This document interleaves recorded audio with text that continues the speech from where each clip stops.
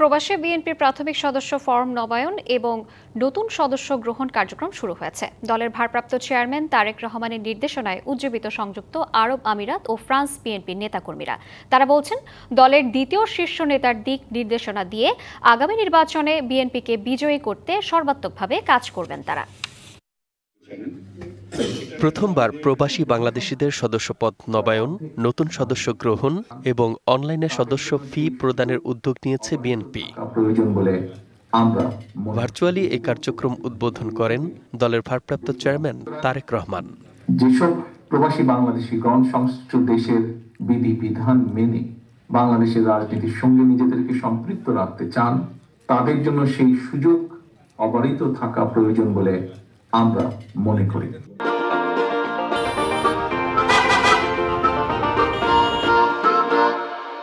নেতাকর্মীরা বলেন, ভারপ্রাপ্ত চেয়ারম্যানের গঠনমূলক নির্দেশনা তাদের প্রেরণা জুগিয়েছে।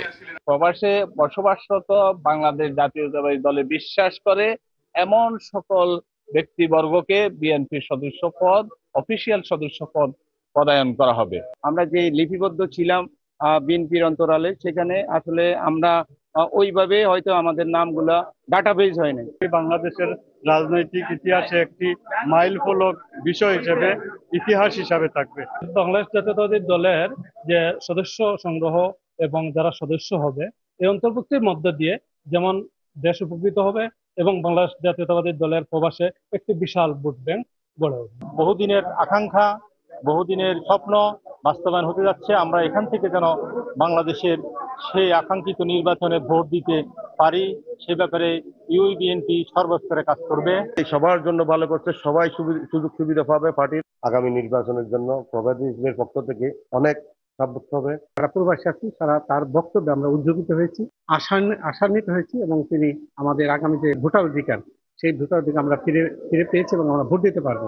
এদিকে ফ্রান্স বিএনপির নেতা সৈয়দ সাইফুর রহমান এবং এম এ তাহেরের নেতৃত্বে রাজধানী প্যারিসের একটি হোটেলের বলরুমে ফ্রান্স বিএনপি, যুবদল এবং সহযোগী অঙ্গ সংগঠনের কয়েক শত নেতাকর্মীর স্বতঃস্ফূর্ত অংশগ্রহণ ছিল এই ভার্চুয়াল অনুষ্ঠানে।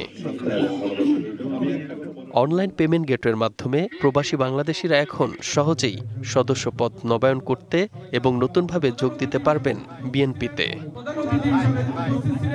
এই ডিজিটাল ব্যবস্থা বিএনপিকে আরও সংগঠিত করবে এবং প্রবাসে দলীয় কার্যক্রম নতুন গতি পাবে। ফ্রান্স বিএনপি এবং সহযোগী অঙ্গ সংগঠনের নেতৃবৃন্দ মনে করেন, এই কার্যক্রম প্রবাসী বিএনপির ঐক্য ও সংগঠনকে আরও মজবুত করবে।